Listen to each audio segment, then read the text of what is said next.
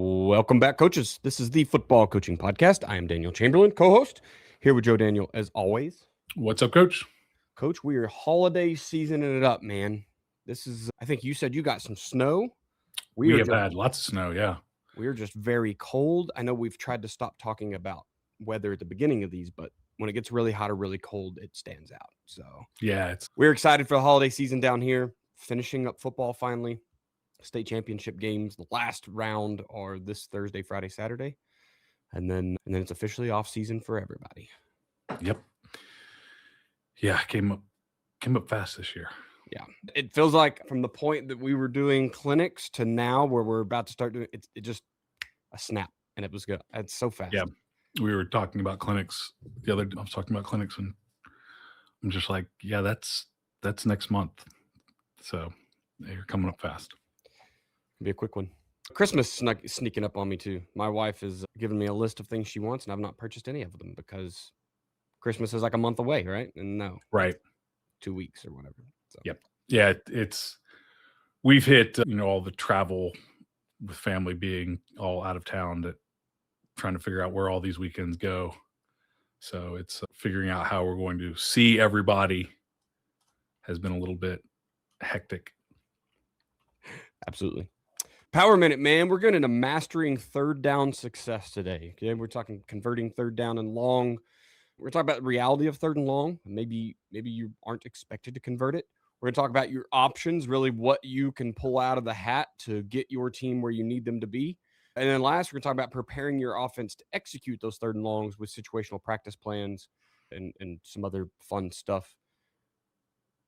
Real quick. Oh, sorry. Last week, we talked about we need more speed and explosion on the field. So if you've been wondering about athletic speed and movement, although we've talked about it a ton, that's an episode that is highly devoted to athletic speed and movement. So you get kind of a peek behind the curtain before you go to the website and get the, all the guides and then jump in 2 feet in. So check that one out. Next week, we're talking about our defense can't get off the field.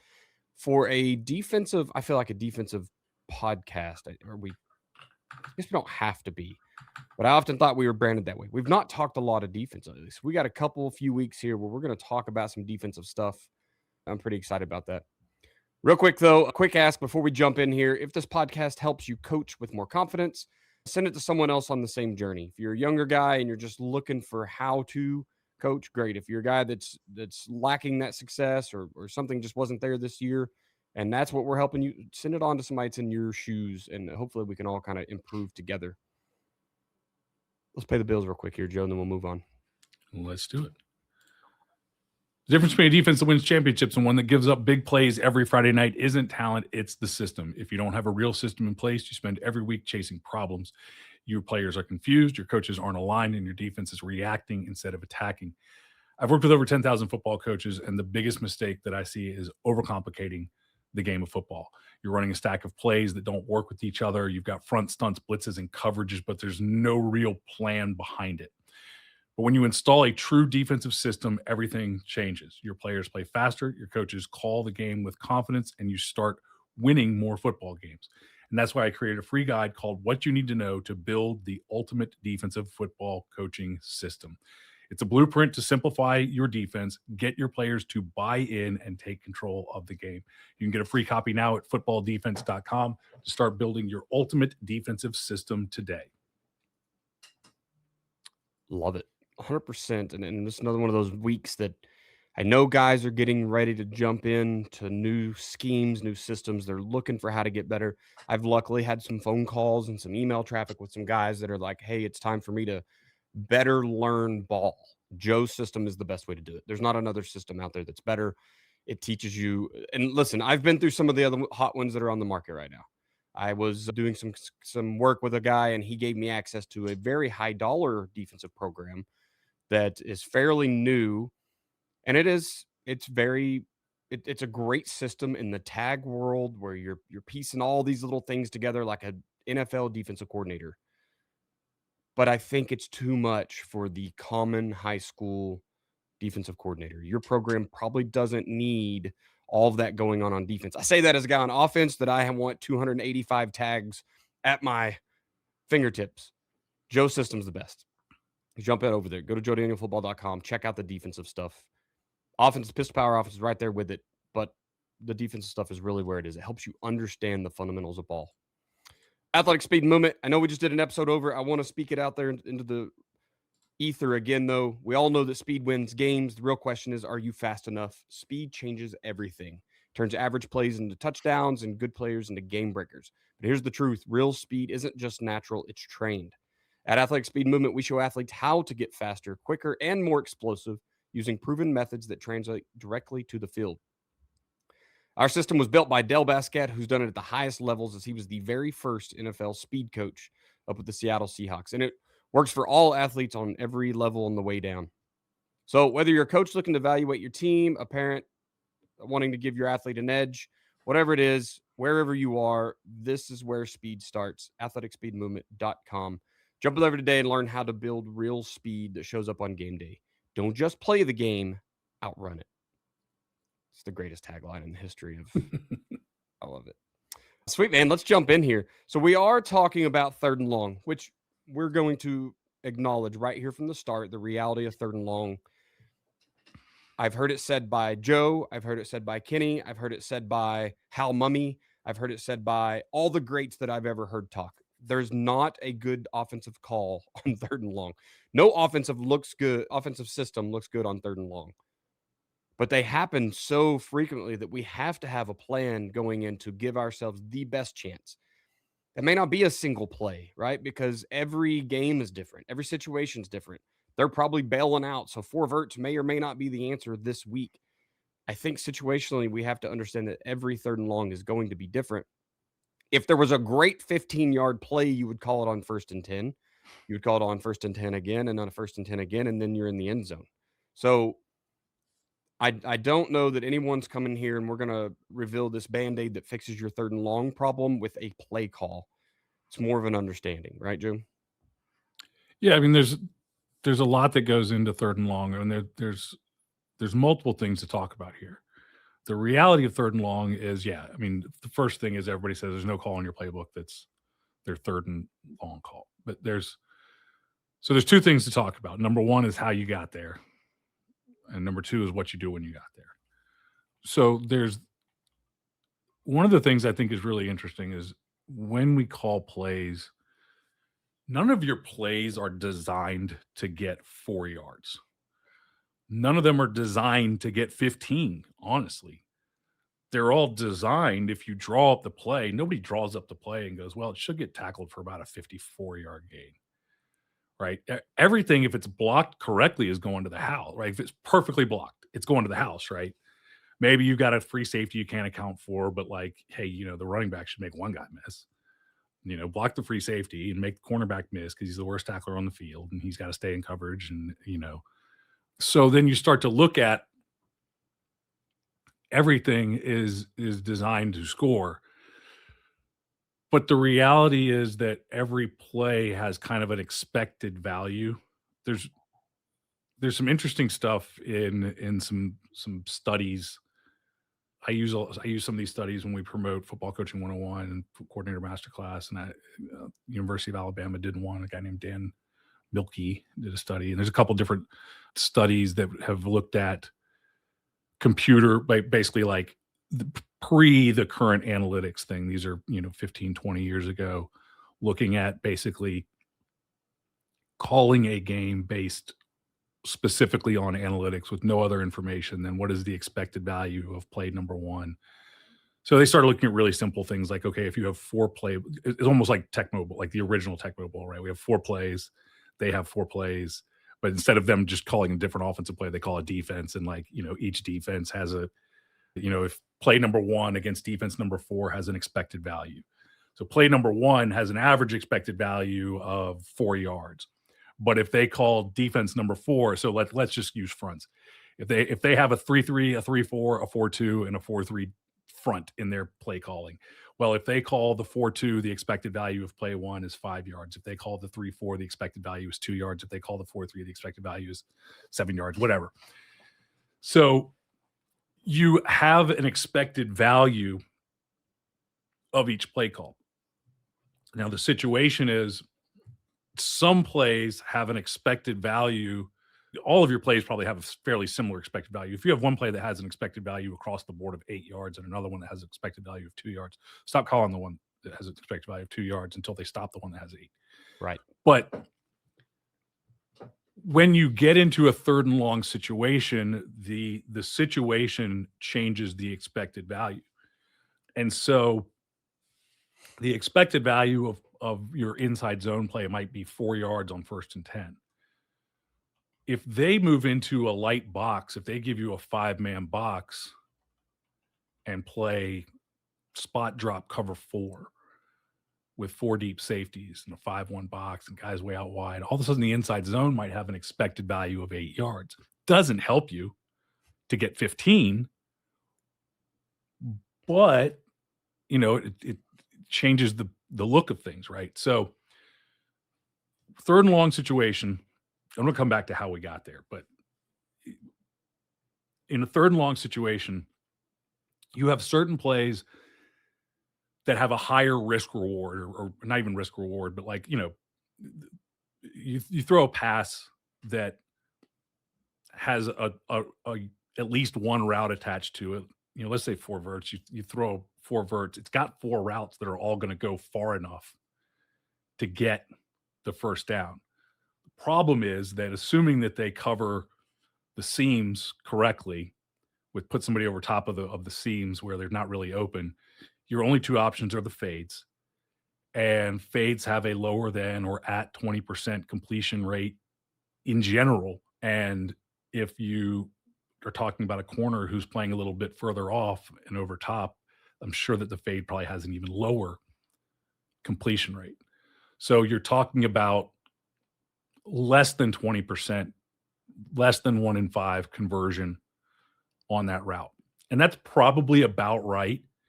You're probably looking at calling a route has a less than 20% chance of getting it.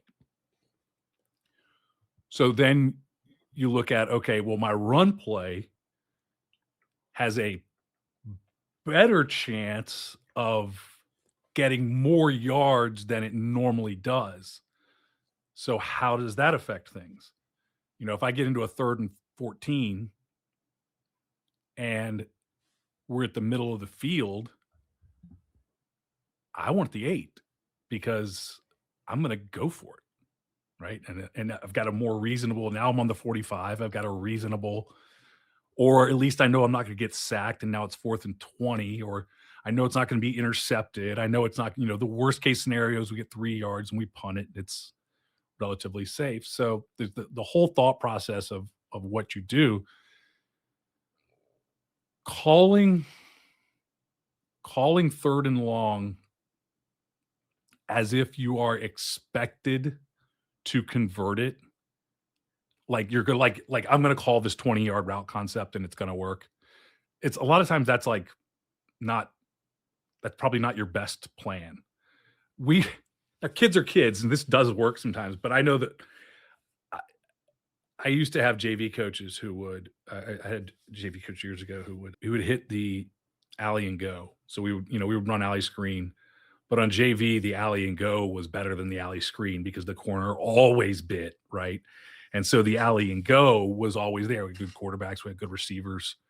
The alley and go was always there, but you get in a 3rd and long, and you call the alley and go, and I'm like, it's not going to work. Even the JV kid is not going to buy, is going to stay deep on this one. Not to say that it never worked, but it was like, okay, this is the play that gets big yardage the most for us. So on 3rd and long, I'm going to call that. And it's like, yeah, but situationally, that's not the call here. I've always talked about wing T teams are most true wing T teams, not, old school Delaware wing T, under center wing T teams. Are so frustrating because the rare time that you got them into 3rd and long, I had so many, multiple times, a rare situation of getting them into a 3rd and long. And what do wing T teams call? What do traditional Delaware wing T teams call on 3rd and long? Trap. They all call trap. And I swear to God, they have a higher conversion percentage than any air raid team ever on 3rd and long. It's like they call trap because they're like, they know, like, The rest of us, we're under this delusion that we have 18-yard plays in the playbook that are just easy to convert when a team is straight looking pass, sending pass rush. So there's a higher likelihood of a sack, higher likelihood of a sack fumble, higher likelihood of a batted pass, higher likelihood of or they drop 8. And, you got more coverage out there. You just know whatever the situation on 3rd and 15, you know that it's going to be harder to throw on 3rd and 15 than normal. Easier to run, harder to throw. The wing T teams go, well, God, if it's harder to throw and we are 1 for 4 every week throwing the ball, this is probably not the time. And so they just run trap. And it somehow pops for 20 yards because even though we tell our kids know enough football, we tell them, look, I know it's 3rd and 20. They still can't throw the ball. So you have to play the run, and they fall asleep and they get kicked out. They go into pass rush mode or something. It's like, okay. So then you look at, by the way, we were talking before the show. We said this is not going to be the same like format. I just didn't. So number one, you got to look at your playbook and be like, okay, what's this really going to do in this situation? Number two, you've got to look at what are you going to do after this? 3rd and long is not, it's a significant play. So in the offensive play caller system, we talk about when you are calling your plays. I think one of the biggest mistakes that offensive coordinators make is they design their call sheet around down and distance. And so they've got a 1st and 10 call, and they've got a 2nd and medium call, and they've got a 3rd and short call, or so like the reality is, unless there is the possibility of a turnover, or if time, or if the size of the field shrinks, that affects your play call. So red zone, goal line.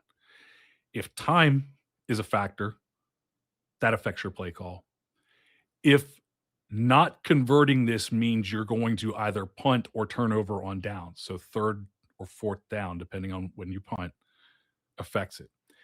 But on 1st and 2nd down, taking into account that every play is designed to get positive yardage and has a positive expected value, hopefully, if any of your plays have a negative expected value, stop running them. Right. Until you fix it. Hopefully, your plays have a positive value. Then down and distance doesn't matter for most of your play call. For most of the game, down and distance doesn't matter. Because again, all of your plays are designed to get a touchdown. They should be. None of them are designed to be a play. Okay, I'm going to call my 3-yard play. Don't call a 3-yard play. Don't have a 3-yard play. The only 3-yard play is sneak. And that's one you only call because you need to get the 1st down right now. And you don't call sneak on 2nd and 1. You call it on 3rd and 1. You call it on 4th and 1. So you look at, but when we get to 3rd and long, now you have to decide, is this a down where down and distance matters, or is it not? If you expect to go for it on 4th down, then on 3rd down and long, you should just call what you would normally call. You don't need to get 18 yards right now. You're going to go for it. So if I'm in the middle of the field and it's 3rd and 16, I'm taking 8. If you're going to lighten the box and let me run the ball with a 5-man box or something, let's go. Of course, that's spread numbers. I'm not going to get that with 11 personnel, or 21 personnel, or whatever you want to call it. But so what's going to happen on the next play? That's what I really need to think about. It's like, okay, am I going to punt this? And am I okay punting this? Like, do I want to punt this? Is the situation a situation where I need this 1st down because we're trying to drive to win the game? Everything changes. Or is it a situation where we've got a lead, we're playing good defense, we're going to pin them deep with a decent punt, let's just make sure we don't turn it over? Like, there's sometimes where people take a big risk on 3rd and long and it's a mistake, because a lot of times people say, like, the interception was, it's just like a punt on 3rd down. Through an interception is just a punt on 3rd down. It's true, but you threw a punt where 80 of your guys weren't expecting it to be a punt, and they're looking the wrong direction, and the punt returner that just caught it is in open space, and nobody, like, it's a total disaster. It's not a thing you work on. So it's not just a punt. Like, it's a punt with a very dangerous, I don't know the numbers. I'm guessing much, much higher percentage of interceptions returned for touchdowns than punts. I mean, that seems logical, right? I'll allow it. I mean, in high school, half the time the punt doesn't even get caught, right? It just like rolls. 85% of the time. Yeah. I think is a number I pulled out of my rear yesterday on the same But I time. mean, how often do punt, like, take the NFL or take college, Division I college, NFL? It's got to be astronomically higher. Yeah, because punts never get returned, never. So anyway, what are you going to do after? And then the last thing is you look at, how did we get here? Are we running plays that have too high? Like, if you're in 3rd and long a lot, that's a big concern. You shouldn't be in 3rd and long. 3rd and long happens because there was a major mistake. Penalties, I think, generally is penalties the biggest one. Holding penalties get you there so fast. Holding penalties are brutal. Holding penalties are absolutely brutal. And holding penalties probably shouldn't be 10 yards. They should probably be 5, because we all agree that holding happens on every play. And so it's just up to the whim of the official as to which ones they're going to call and which ones they're not. And if they whim to call this one, we're all of a sudden like, but even then, I mean, it's 1st and 20. If it's second, if it's 3rd down and you're 3rd and 8, and you get a holding call, now it's 3rd and 18. Yeah, that sucks. Yeah. But yeah, it's a mistake. So if you're in it a lot, you shouldn't have, they're only allowed to throw 4 a game. We know that's a official's rule. I brought that up to Mike D on his show. He was like, cannot confirm nor deny. It's like, I've definitely thrown more, and I've definitely not thrown them because we've already thrown so many. So yeah, it's 4. There's 4 pass interference calls and 4 holding calls that they're allowed to throw in a game. That's their allotment. And they're not going to throw more than that unless you're just really, really bad about it. Like you got to be really bad. And I don't think pass interference, I don't even think they can break the rule. I think they're held to it contractually. But on holding, they can, if you're really, really blatant. Yeah, but you got to be real blatant. So yeah, I mean, if you've made a mistake, so then you look at, okay, how did we make this mistake? Are we getting up sacks? If you're giving up so many sacks that are putting you into 3rd and longs, you should probably stop drop back passing at least. You should probably start the game, boot out, get moving, something. Don't drop back and stand there because it's not working. If you're getting, sacked 9 times in the game on the regular. Yeah, we all have those games, but yeah. So I mean, there's multiple things to think about in 3rd and long before you get into just like, what do we call here? But I mean, you really got to know like the situation. And I think this gets back to sticking with situations here. Like, who is your team? What's your identity? What are you good at? Right? If you are, I mean, you think of it like this. I recently went to a playoff game. 8 Air Warriors happens to be a Joe Daniel football team. Brady Bradbury is a magnificent head coach. They're currently 13-0. They play Friday for a state championship. They were playing a single wing team who I know the team that played them in the first round of the playoffs, and they said that they had thrown the ball 6 times all year. They beat the team that I knew that got them in the first round. Second round, they have to go play Brady and 8 Air. And I was amazed at how many passes they threw. It had to have been upwards of 10, maybe closing in on 15 passes. A team to double up their total passes for a season in a game, that it was a close game. 8 Air won it in the end, and it was maybe by 1 or 2 or 3 points or something. And it was kind of like right at the end, they got a defensive stop they had to have to maintain a 3-point lead, I think it was. But the team in the 3rd and longs, 4th downs, pressures on, instead of doing what they were good at, what got them to the second round of playoffs, they started trying to throw the ball. And Brady's a 4-2-5 guy. So by number, he has 5 DBs back there to stop, the one receiver they can throw it to. Obviously, it's not how the alignment worked out that week. Right. But it's still, you're getting away from what you do well because all of a sudden you're stressed and pressured and once again, the expected value of your run plays may have been stifled out by the defense you're facing that night. So situationally, you got to know where's your dudes. What are your guys used to? I love how Kenny, identifies identity as like when the game's on the line, the kids already know the play call. They know what it is before the coach signals it because this is what we do. So what is that to you, right? What has your identity been all year? And what are the risks to getting away from it? For the team that Brady's group beat up on, the risk was a quarterback who's thrown 6 passes is throwing his 10th or 11th or 12th of the game to a kid who has not seen the football in the air, probably not even in practice, against a team who's just beat up on a spread team last week. So they can defend the pass. They're pretty good at it. Yep.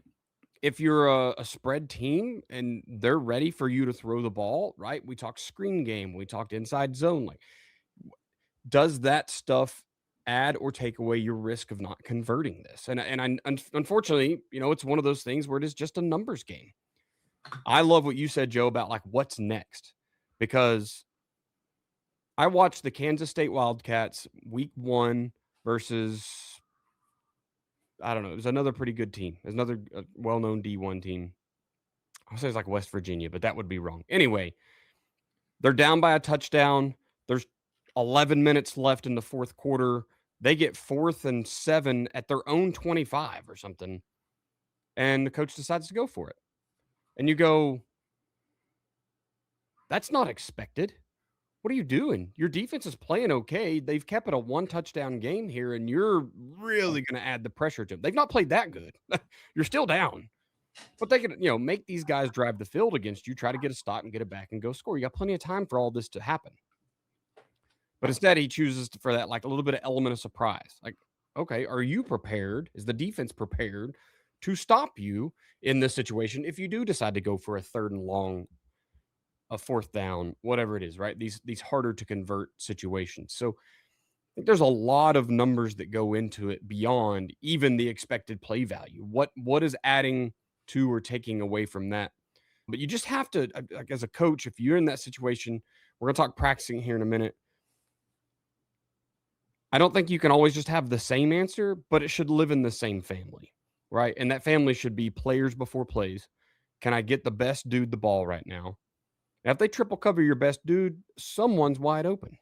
So, situation of that changes things. But it's a long way to say there's not an exact answer here. But you've got to be prepared before you get in the situation to make this call as well. The double wing coaches, the really tried and true double wing coaches, not the ones who dabble in it. That's a mistake. The double wing coaches are really good at this mindset of a lot of people think that double wing because they run the ball 95% of the time and they're under center and the quarterback is a lead blocker, that double wing is, the double wing guys hate 3 yards in the cloud of dust. Every double wing coach, every true double wing coach will tell you that superpower toss play is designed to get 80 yards.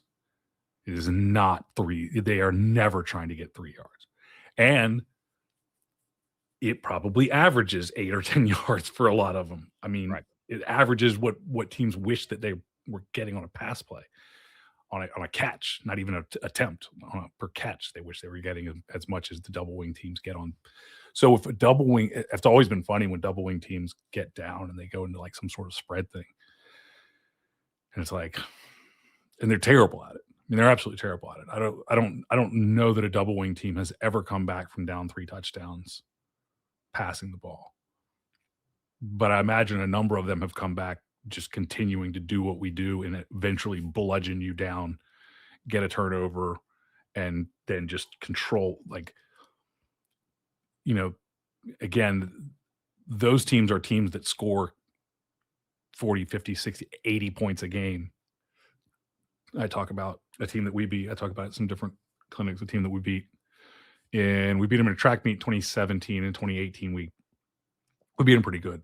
And we actually running clocked him. And, he was head coach still there. He's a really good head coach, really good football coach. And they went out the next week and the next 2 weeks scored 80 plus on the next two teams that they played because they were just pissed off. And then they went on a run and they went to playoffs and all this sort of stuff. They're good. I mean, still a good football team. I think those guys are really good at understanding the expected value of a run play for them is, they're blocking with 10 guys. There's nobody off, right? There's the quarterback is blocking 2. So they've got a good chance of it going, and they'll just keep running it. So there is the element of like doing what you are good at. There is also, if that doesn't mean that if your best play is inside zone, that inside zone is just the best call, because the situation just does change, expected value. It changes, if you know that you need that, it's 3rd and 12, games on the line, like you need this, that's a different situation than 3rd and 12, you're in control, run the ball, punt it, flip the field, stay in control. Yeah. I was kind of thinking there, you're talking about, inside zone might be your best play. I feel like you may even get to a situation where it's like, kind of make it look like what it ain't, or I want to show inside zone, right? This is a great place for, and this is why boot works so freaking much, right? Because I'm showing you all the same stuff that you've been watching for 3/4 of football, where I'm just handing it to this fullback or faking the fullback and hitting the veer or whatever. And then all of a sudden, you still have to stop him. But now my quarterback's out here in space. Your outside backer went to sleep. And then whatever flood concept they're running behind it, right? Like so that could be a part of the equation too. Right? Can I sell that this is a certain play, maybe even to a certain player? It goes back to that, right? When you go 3-by-1, and the best receiver on the team is out there solo, but they don't ever go over there because he's just over there to rest. He just needs a few plays off, but he's got to draw 2 of your defenders with him while he's taking a break to kind of get the same thing going, right? So now I've just hitting something. And I love that about what you talk about football systems, right? You need to have inside run play and outside run play. You got to have a play action, because this is where it comes up. This is where your play action now is better than, it might even be better if you are averaging 5 or 6 yards a carry, right? You may still need to break this one a little bigger, and it may not work all the time if you showed it all the time. So, well, it's like, go back to 4 verts.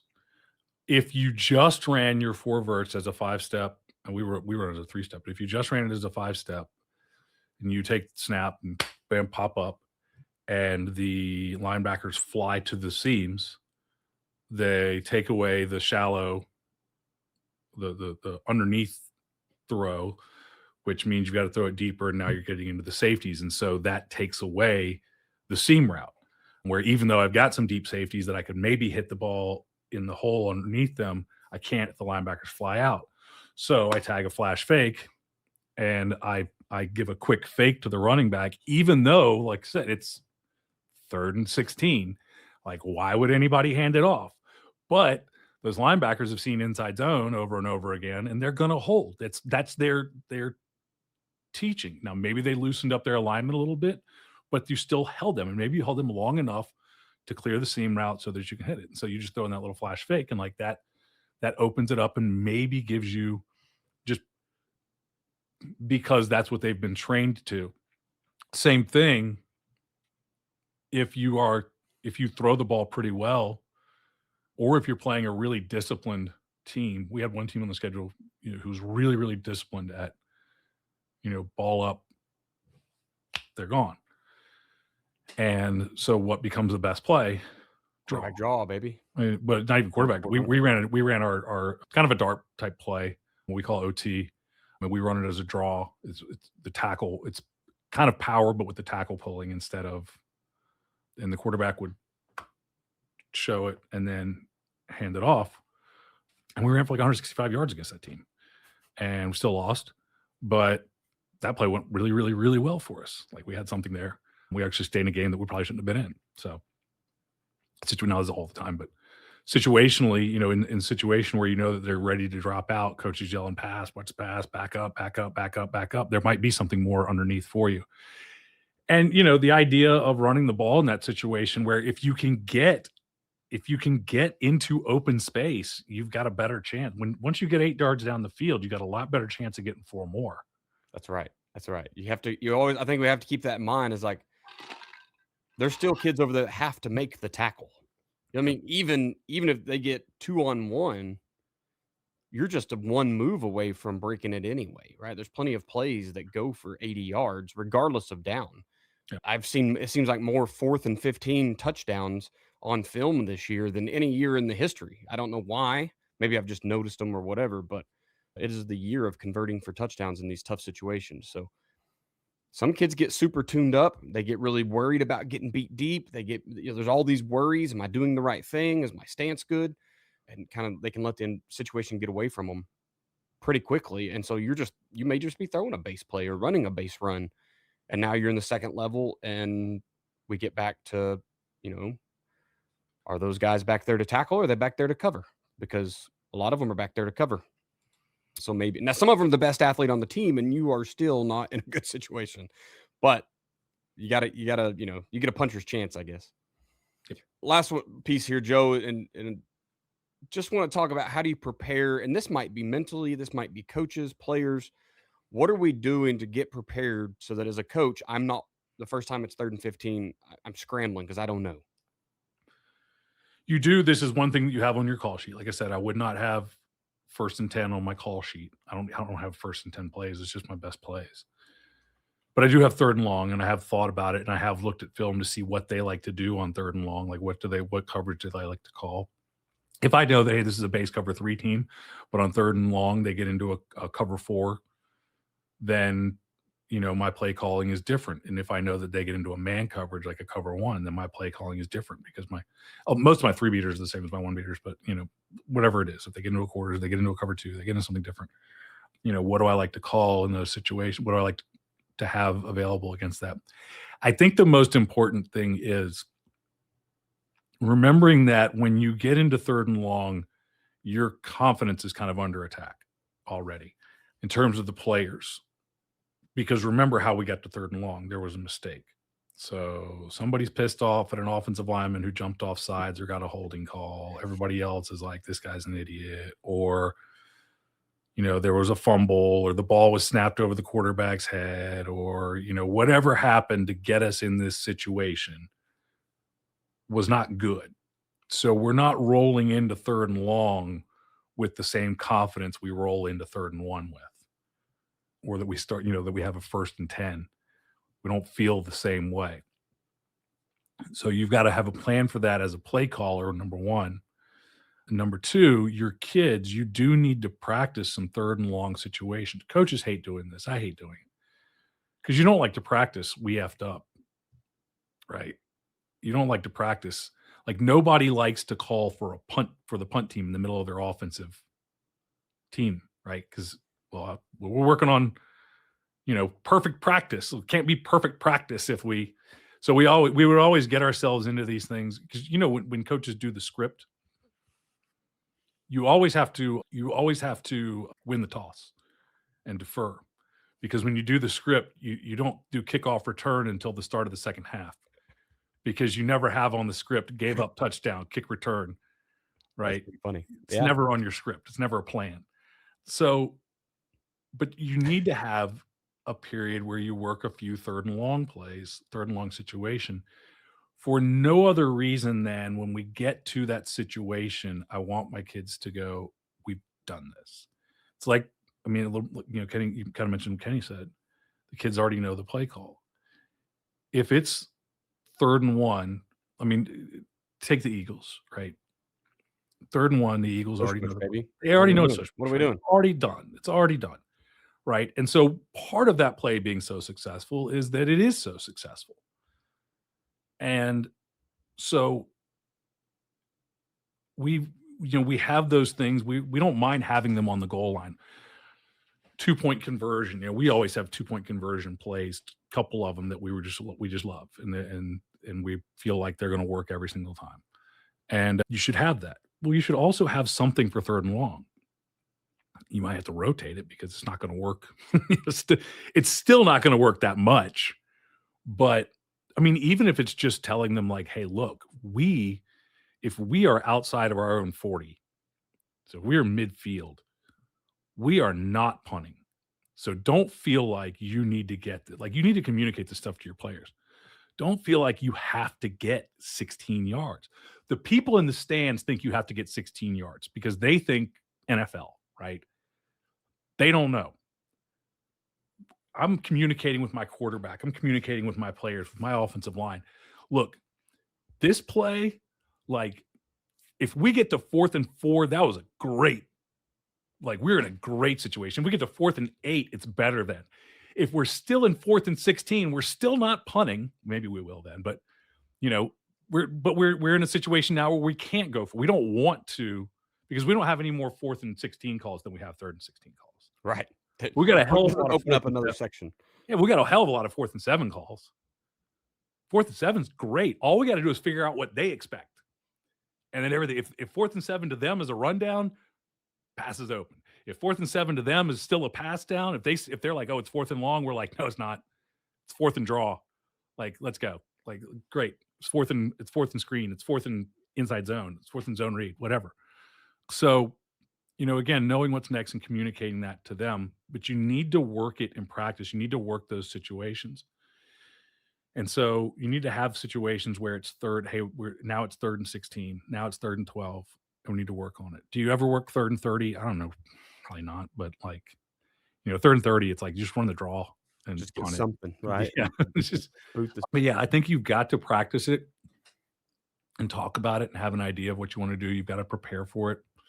Because if you've never thought about it, if you've never talked about it and you go out on the field and it comes up, it's bad. But if you've worked on it, then at least we all have an idea of, okay, this is the situation. I'll have one other thing. We talked about the analytics and the idea of who you are and everything. This is one of the reasons that I prefer to call the game from the booth, from the box.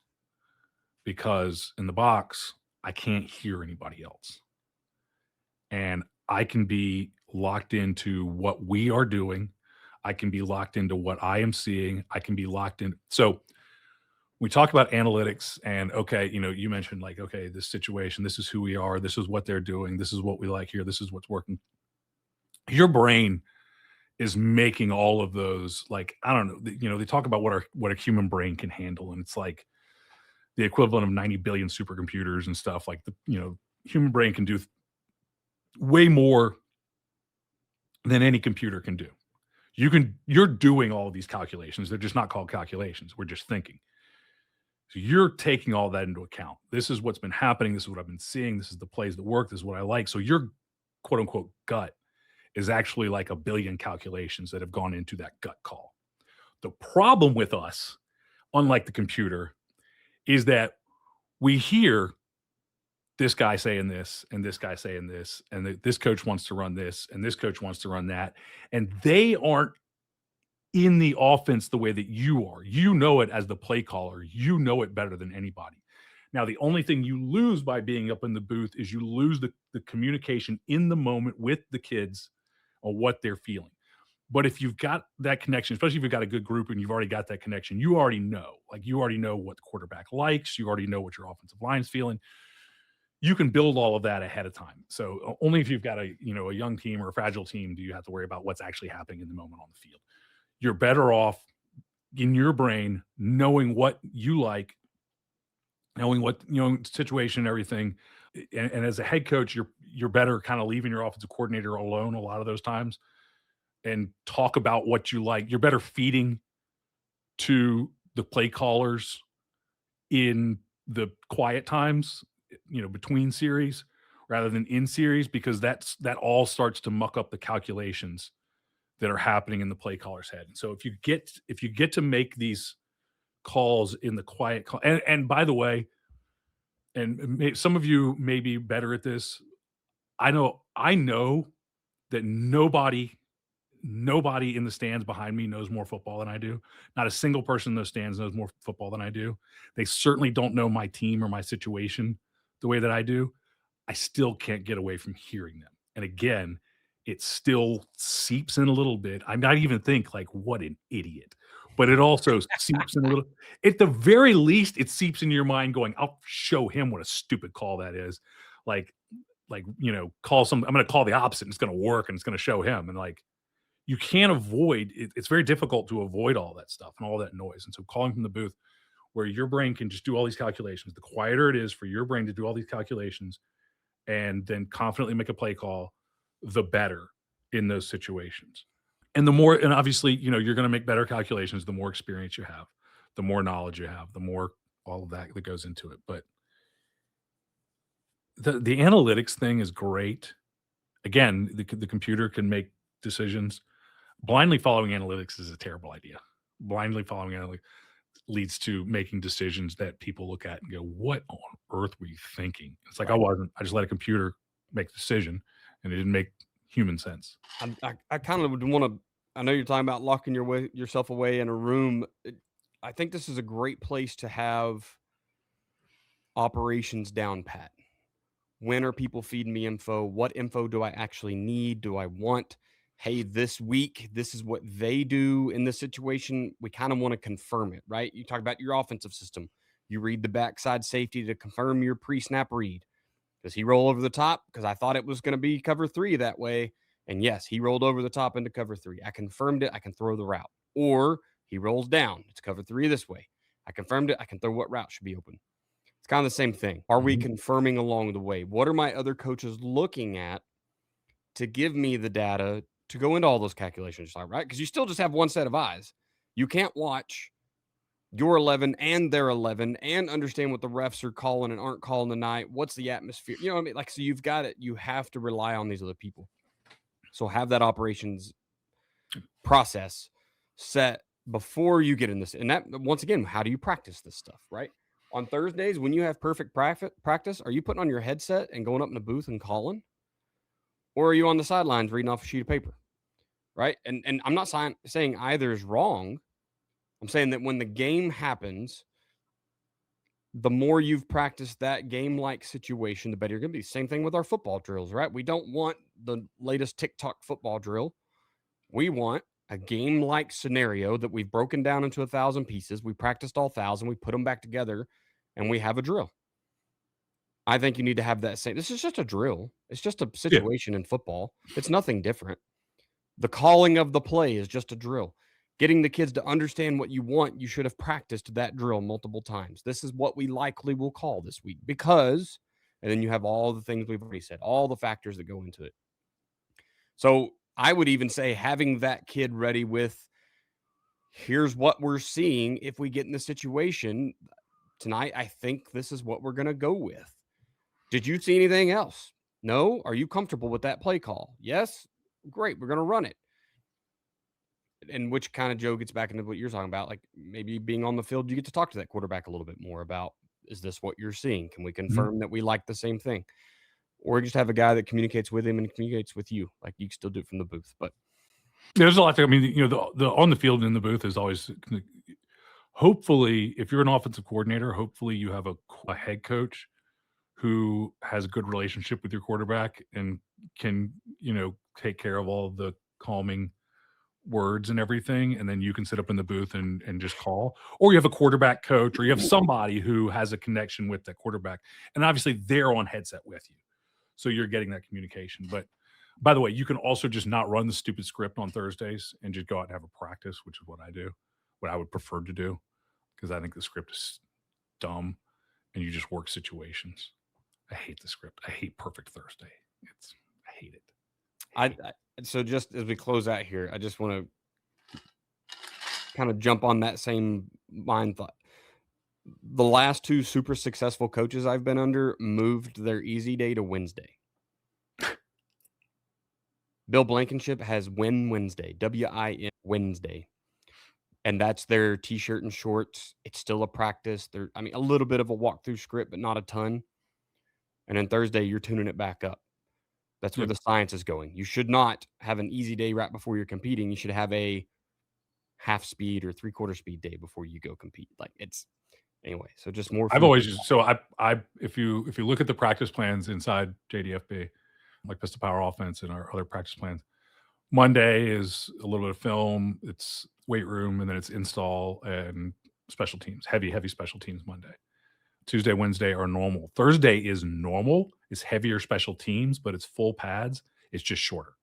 And then my preference would be to lift on that day too, because JDFB weight room in-season program is not heavy on the legs. You're going to be fine. It's not a killer workout. It's a in-season game day lift within 3 hours of kickoff.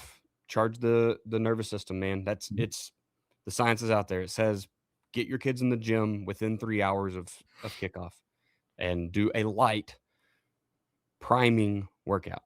So you guys got to quit being worried about do your squats on Monday or whatever. You don't need to take a nap for 4 hours before the game. I mean, and then try to go think you're going to play. Get out and, I would always get out and do a run through. It's not a walk. It's not just complete walkthrough. We're getting out and keeping the kids active, getting out on the field and running through stuff like that. Probably like 4 o'clock, I would go out in the field and run your plays, not a walkthrough. Go out and run your plays, shorts and stuff. But like, it's probably closer to what people do on a Thursday practice. Like I would do that on Friday before the game. I love it, man. I think we checked all the boxes today, talking third and longs, obviously very situationally, just like everything else in football, right? The million things that can dictate what that play call should be. I love what you said, Joe. Sometimes you got to go with your gut. Sometimes it's more calculated than that, but you've already done the calculations. Let's jump into level up real quick, man, and then we will close this thing out. You go. You're at. Yep, I didn't write mine down either. I forgot what I was going to say. Okay, I'll go. I'll give you one. I'll give you one. It's not a level up, but it's a fun. It's one of the fun kid stories. My son has gotten into. I talked about he got into the gray box Nintendo and a Sesame Street 1, 2, 3 game on there. Well, last weekend, I want to say, I guess it was last weekend. My son was with my wife and I was doing some work outside or whatever. I think I was getting a lot of lights up. And I came in and he was a lot, right? He's a lot. And I came in and I was like, hey, I went downstairs. I said, hey, you want to come play Mario? He loves Mario. He's never played. He played it. He played a little bit of the gray box Mario. That first Goomba is a killer, but he just die and try again. And if he jumped over a pipe, it was like a celebration and stuff. But anyway, so here's my parenting life hack. Okay. I played Super Mario Wonder, the newer 2D Mario on Switch. So I played that. He watched. So I'm playing video games. He's watching me play video games and mom is off for like an hour and a half. Let me tell you, that's a life hack. Everybody won for an hour and a half. And of course, eventually it's like, all right, I think we finished finished one of the areas and it was like, okay. So like now I'm working through Super Mario Wonder, just like I only play it, I'm playing other stuff. Like I'm playing Final Fantasy IV. I mentioned my flight this past Monday, never got off the ground. I always bring my Switch or my Steam Deck or gaming laptop or something when I go on trips. I always bring it. I never use it because like when I get to, most of the time I go to Chicago for a quarterly meeting. And usually when I get there, either I'm tired and I go to bed or there's a Harry Carey's like steakhouse across the street. And I'll go over there and get just the best steaks I've ever had. And like I do something. It's not playing games in my room. Right. And I never on the plane, I'm always reading or something like that. I never play it. So I got packed up. I walked out. I was about to walk out the door and I told my wife, I said, this is the first trip. I said, I'm not bringing anything. Right before I left, I was like, just in case, because this will be the time I'm going to grab. So I grabbed my Game Boy Advance SP. Like this is the nice backlit screen and everything. It's the good one. I grabbed it. Didn't even look at what games were in the case. Just grabbed it, threw it in. And of course, my flight sits on the tarmac for 4 hours. So after a while, I am like, all right, I'm getting it out. So I got it out and I started about an hour of Final Fantasy IV. That was a really long story to get to. I'm playing Final Fantasy IV on the Game Boy Advance. I can't do that with my son, right? So I got to save Super Mario Wonder for for sun time. But that was my level up. It's just like he's gotten to a point where I can play games with it. Yeah, man. And it's an amazing, obviously my oldest is 7 and the youngest is just turned 4. But I know little Joe's getting into that about the same realm as Liam is. Maybe he's just a little bit, I think he's a little bit younger, but yeah, he's 3.5. I just gave I don't even own I don't have a Switch anymore because it's now Liam's, and it's like he got through Super Mario Wonder. He is playing what's the one where all the Nintendo characters battle?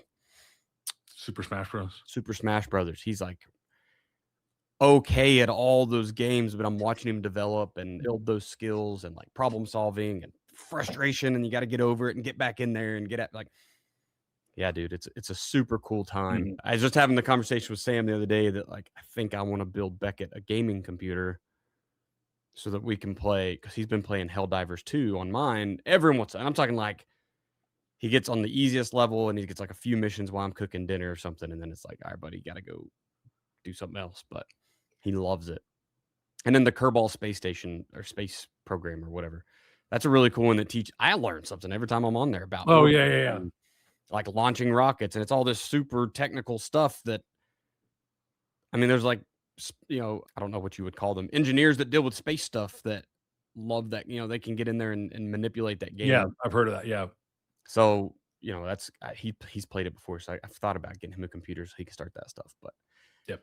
I don't know. There's so much debate about it. And then, I also see the negative side sometimes where it's like, we can't get anything out of the kids because they just are so caught up on a game. They wake up on Saturday morning and it's like, can I play Nintendo instead of let's eat or let's go outside or whatever. Anyway. Yeah. So no, it's a cool place to be though. It really is. I've enjoyed it with my kiddos. Our level up is, I guess we'll just do, we've got baby Chambo number 3 on the way. And we haven't figured out a gender yet. We don't do the DNA test. We'll just wait in 20 weeks. We'll take a picture and an ultrasound. My wife is dealing with it very, very well. She is considered high risk and geriatric pregnancy because she's 35, will be 36 before the kiddo gets here. But we did some really neat ultrasounds yesterday, which was at the almost 12 weeks mark. And I guess they're talking about doing ultrasound every month because she is high risk. And so they want to. We do them very often. Yeah. Yeah. And so we get to keep seeing this development, which is super cool. The heart rate yesterday was on track to be a boy, if you believe in any of the metrics meaning anything. I didn't know that was a metric. Yeah. Beckett was 170. I think he was expected to be a girl and he came out a boy. Liam's was 160 and was expected to be a boy and was. So we're in that 155 to 165 range. So not that I'm pushing one way or the other, but just getting to coach a kid through high school football for 12 years would be the coolest thing ever. So yeah. So I don't know. There's lots of development on that front. Just getting to see the pictures is still, the human body amazes me. Right. Science, biology amazes me. It's all just so cool. But so that's our level up, is a healthy young baby boy or girl is developing in there, and we're super excited. So more on that hopefully towards June. She's gonna shoot me if I keep saying July. She's like, do not make me hold this baby another month. But awesome, man. Well, before you guys hit next episode or close out your app, think of one coach who could use this episode, whether it be the level ups or it be something we talked about third and long. Maybe it's another episode entirely. Share it. Okay, that's how this community gets stronger. Whether you're the JDFB community, maybe you're a guy that follows me and listens to my stuff. Maybe you're just a football junkie and you're out learning. Those communities will get stronger by sharing podcasts like these. And to be honest with you, I like seeing what other podcast people listen to so I can go listen in, right? I love doing that as well. Today, we talked about mastering third down success, the reality of third and long, how you got there, what you can do about it. What are your options to convert? What are all the things that go into those billion calculations, like Joe said? And then how do you prepare for that? What are you doing during your practice week, mentally, mental reps, pre-game, pre-drive, all the things, preparing your offense to go out and execute on third and long. Last week, we talked about we need more speed and explosion on the field. A great episode to get kind of dug in with athletic speed and movement before you jump over to the website and just buy in. And then next week, it's going to be our defense can't get off the field. So pretty excited for another defensive episode. Joe, let's pay the bills one more time and get out of here, man. Absolutely. All right. As we mentioned with your defensive system, the the defensive system that we talked about all the different calculations and everything and sticking with the system, and offensively and defensively, it's the same. You need to have an identity. You need to know who you are. You need to know what you do. And I think all that comes down to your system. So I'll just mention again, if your defense is a stack of plays, if it's not, I've heard more and more from coaches, and kind of going off the script, I've heard more and more from coaches this year than ever talking about this. JDFB is the only place, and maybe it's not the only, but the place where everything it fits together, from the practice plans, the game plans, the drills, the playbook, the system is a system. It is truly a complete and total. And I've just had a few conversations with a couple of very experienced coaches, one 25 years, one 40 years, and talking to them about how our system feeds into the practice plans and feeds into the scout team, and that our scout team doesn't run the other team's plays. Right.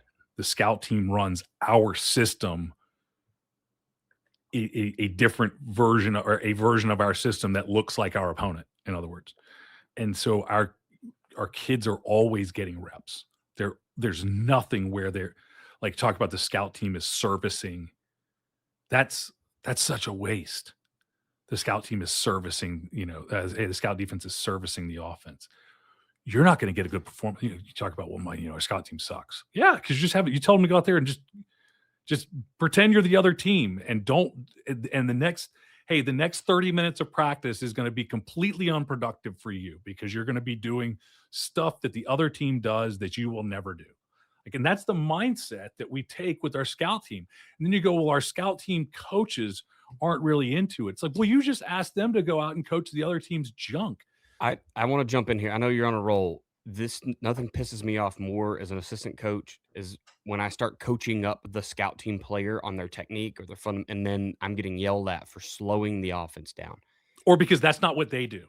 Right. I don't care. And I even like that mentality, though, of just throw the scrap kids over there. We're going to pummel them for 15, 20, 30 minutes, and then we're going to go. Nothing drives me crazier.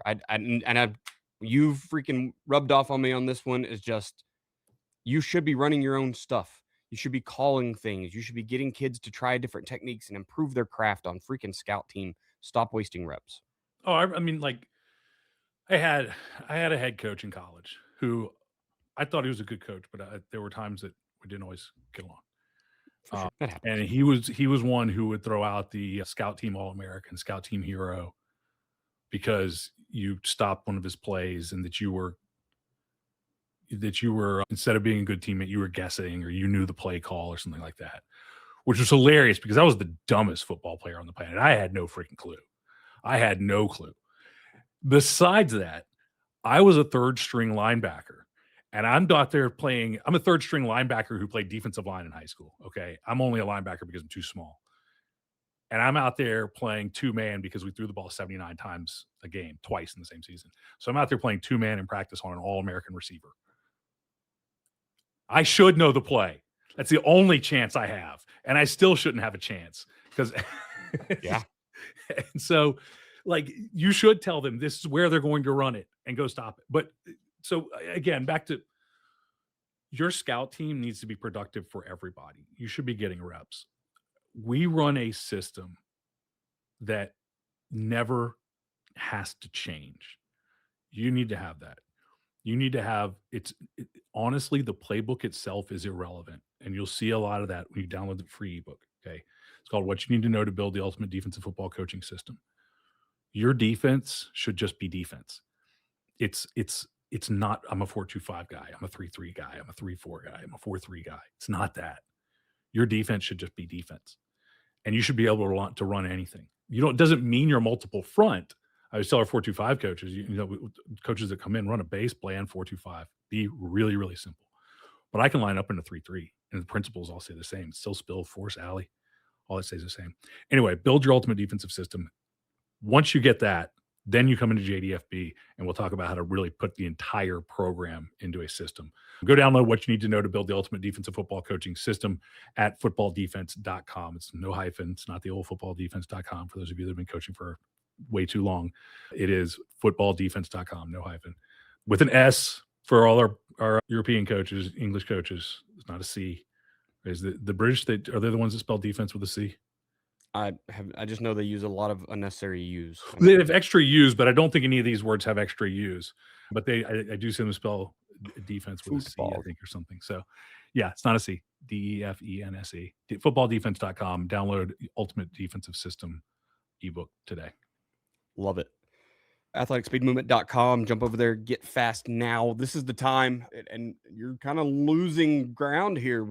It's December the 10th. Your kids are going to be back before you know it, right? January 5th or 6th or whatever day you guys are all going to come back.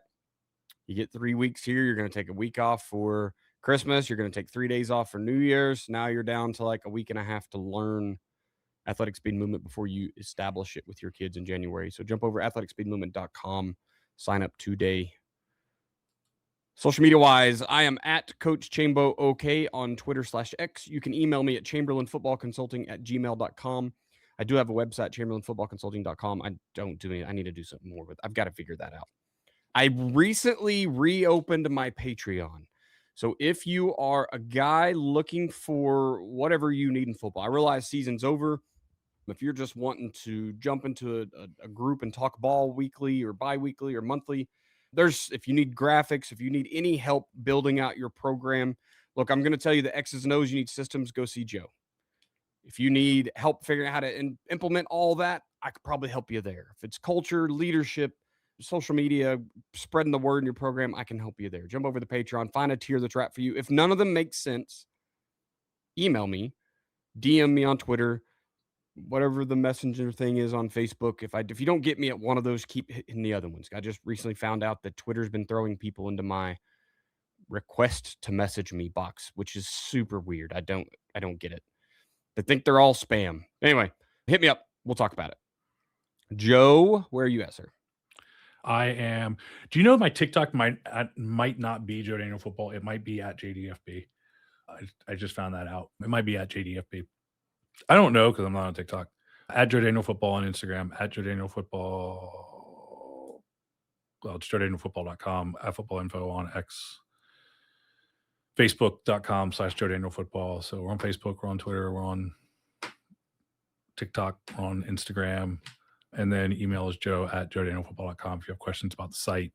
But of course, the best thing to do is go to JoeDanielFootball.com or go to footballdefense.com and download the free guide.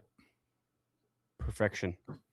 If this is your first time listening to the Football Coaching Podcast, had a yawn, try to sneak in there. Be sure to subscribe so you don't miss any future episodes. You can find us on your favorite podcatcher, especially Spotify and Apple Podcast.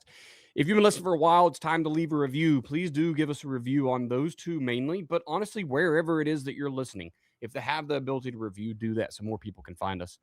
Thank you for listening to this episode of the Football Coaching Podcast. And remember, coach simple, play fast, win.